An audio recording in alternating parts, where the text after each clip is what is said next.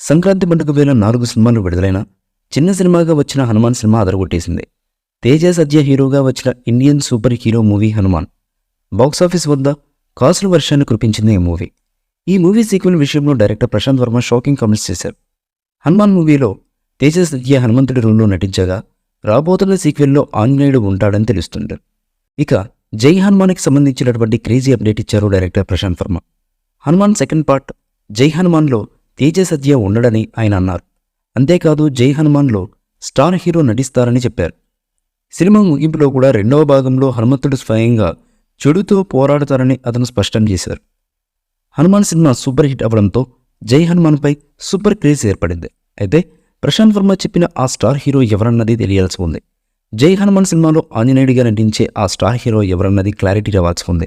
అయితే కొందరు రామ్ చరణ్ ఆంజనేయుడిగా నటిస్తారని అంటున్నారు. ఈ వార్త ఇప్పుడు ప్రజెంట్ సోషల్ మీడియాలో ఒక ఊపు ఊపిస్తుంది.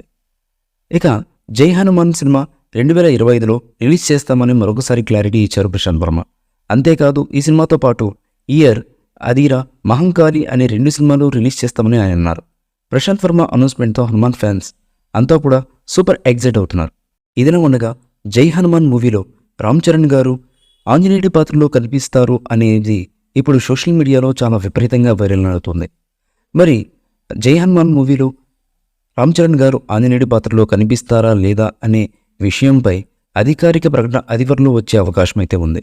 జై హనుమాన్ మూవీలో రామ్ చరణ్ గారు ఆంజనేయుడి పాత్రలో మాత్రం ప్రేక్షకులకు కనిపిస్తే గూస్ బంప్స్ కాదు అంతకు మించి అనే విధంగా ఉంటుంది అనడంలో ఎటువంటి సందేహమూ లేదు.